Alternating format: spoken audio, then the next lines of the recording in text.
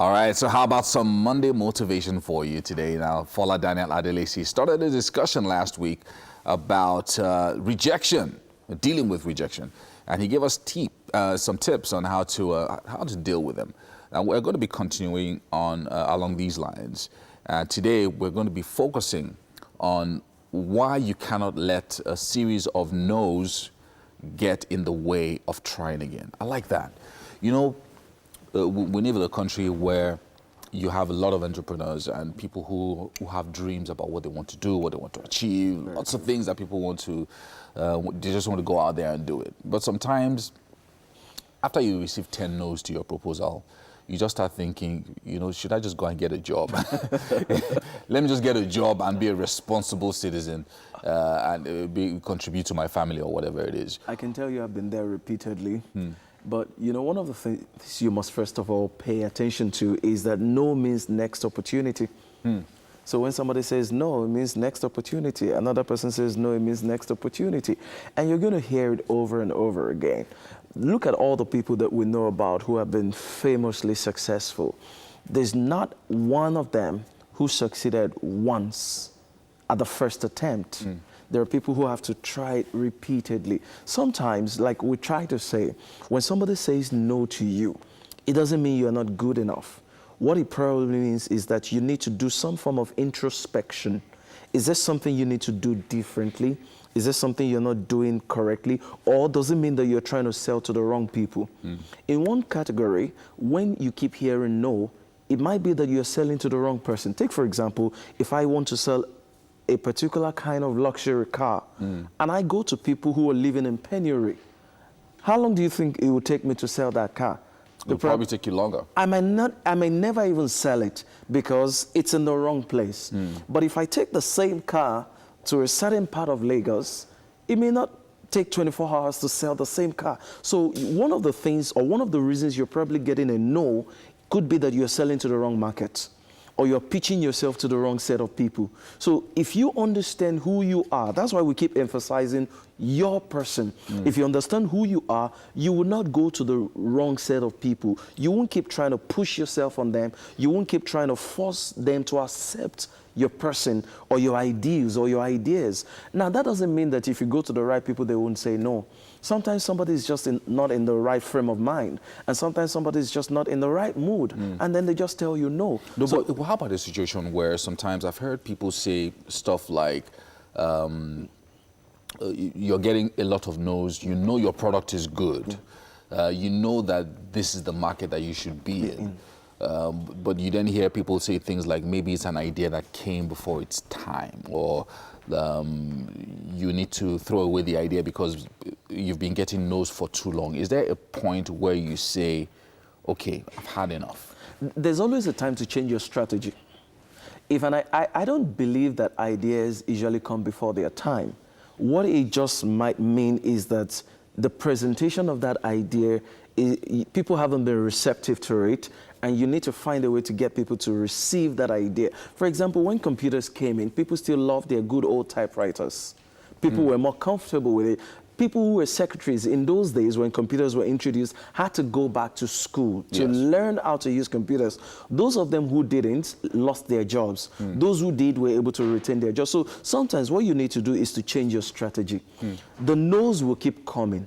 We all will get the no's, whether we like it or not. There are a number of times everything is just perfect with your idea. And yes, it might just be that you just need to wait a little more for you to get that. Just a little bit longer in some cases. So how about this instance where we said that at what point should you then say, you know what, I think I've had enough. You know, sometimes. So maybe you waited 1 year, 2 years, 3 years, and nothing is happening. And nothing is happening. Okay, there's no. I can't give a time because it's different for different people. For example, some people don't have to wait for too long. Everything just starts clicking. And there are those who have to wait 10 years. There are those who have to wait 20 years. There are those who wait 7 years. It's like the issue of childbearing again. Some people get into marriage and overnight they score a hat trick. And then some people have to wait 10 years, 15 years, 30 years. But what you must do, because we're talking about life now and probably business and career opportunities, if your main thing is not working, find something that keeps you going in the meantime. But don't give up on the main thing. Don't keep your eyes off the main goal. You see, just like most Nigerian students, what we try to do is when you try to get into school, you want to study law, they don't give you law, then you go for English and you forget law completely. What we should, what I anticipate is that after studying English, at some point, you're able to come back to that law, which is the original desire. But, you know, people just give it up here in Nigeria. But what you should do is find something that keeps you going. Find something that brings money into your pocket temporarily or that sustains you while you're working on the main dream. Don't ever give up on it. There are times, for example, I was talking to somebody recently, in some other climes, digital marketing is a big deal. It's accepted. But in Nigeria, there are issues here and there. It's still not totally accepted. People are still skeptical. People want to see physical results. So what you have, something may not be wrong with it. Timing might be issue. The climb might be issue. The people you're trying to sell to might be issue. So you need to ask yourself, am I selling to the wrong people?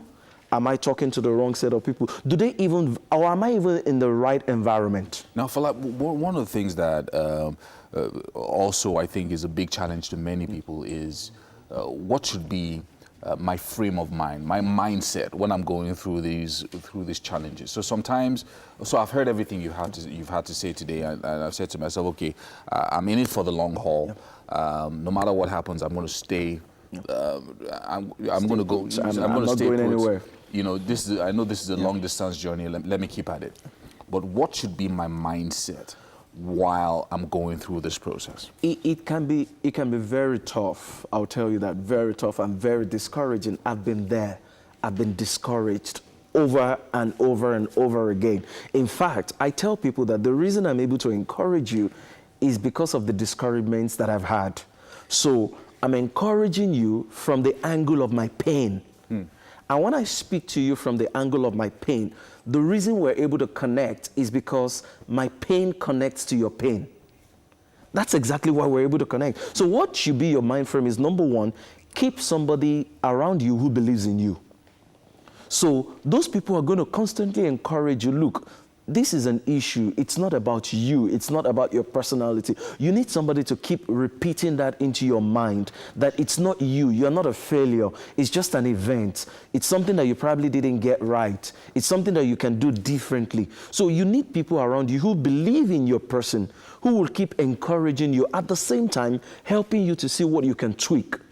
Don't just do it the same way repeatedly. What can you do differently? Who can you talk to, or who can help you out? So the major thing, keep things that encourage you around you. Then the second thing, keep people that encourage you around you. If the people around you don't encourage you, you have no business sitting with them. Now, as we get ready to round off this morning, there's something that you said at the beginning of this conversation, which was no means next opportunity, which is good, you know, on paper. Because sometimes, you know, that next opportunity, you know, it can be pretty tough. But how about a situation where you've been given a no in a particular location or a particular company?